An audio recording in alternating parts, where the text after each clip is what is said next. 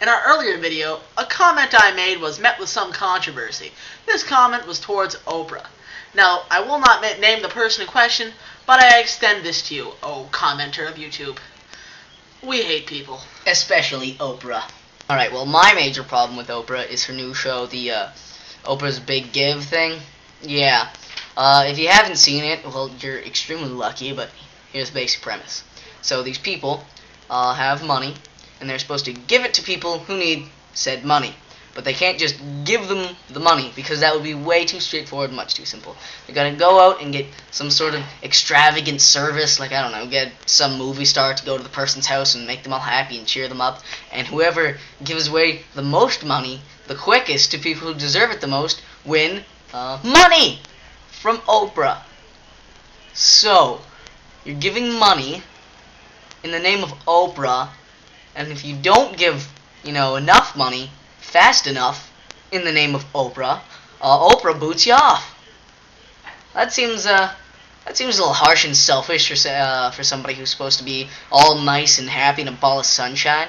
And she created a whole new concept, the greedy giver. I'm gonna give you money so I get money.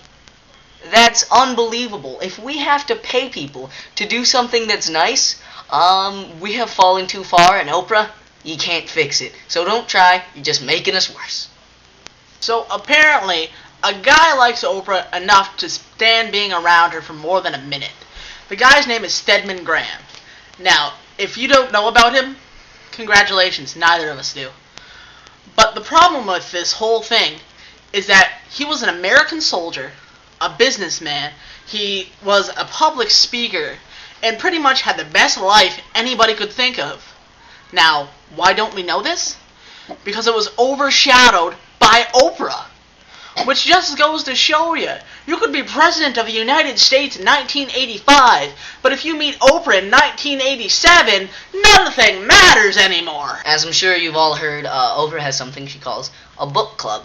And that's where Oprah is supposed to take a book, and I don't know how it all works, I don't watch the Oprah show, thank God, and stick some sort of a sticker, probably has an O on it, and says, oh, this is a good book, everybody read it. And they jack up the prices on the book, she probably gets a cut out of it, and all her fans go and buy the book and read it voraciously, and they're like, oh, Oprah said it's good, so no matter what I think, the book is great.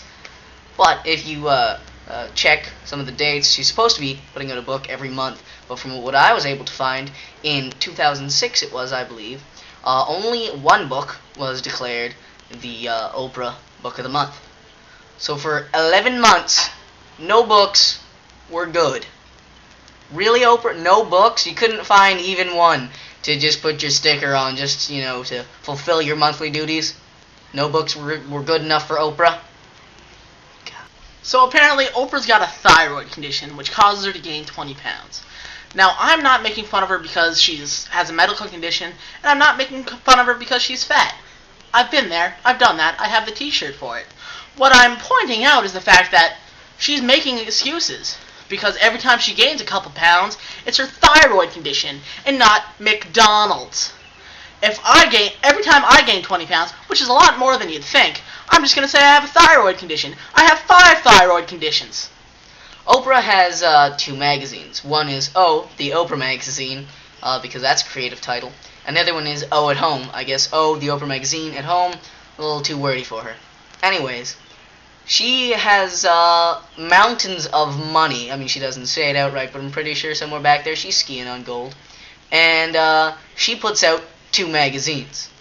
2 of them. So if you really love Oprah, you'll spend twice as much money on magazines. Instead of condensing it into one nice, neat magazine, saving us all the hassle and the money, no. Because she's charitable, but greedy. So Oprah has this thing called the Legends Ball, which is to celebrate all the legends of the world, who all just so happen to be African-American women. But that's beside the point.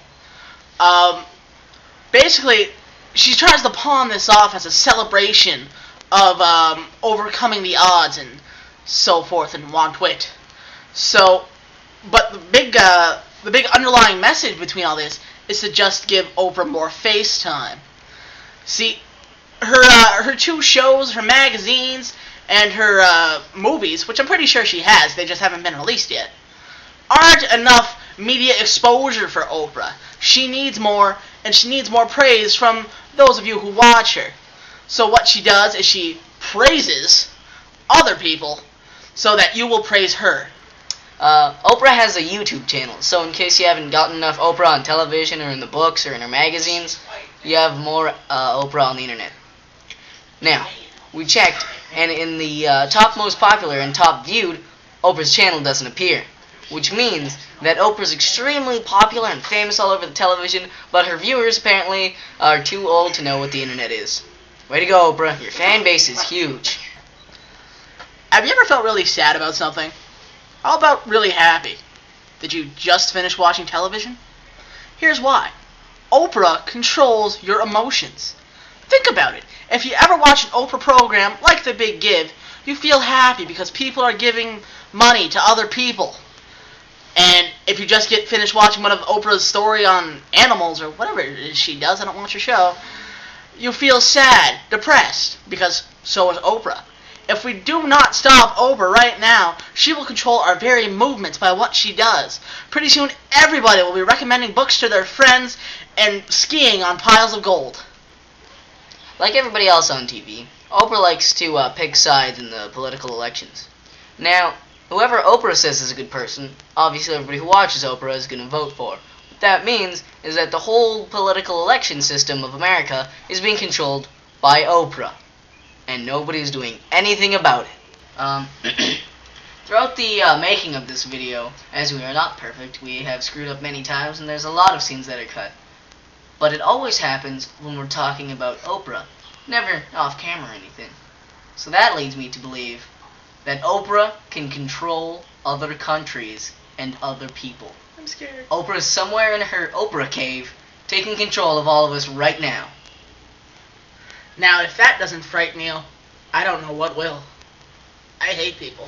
I hate people. We hate people. people.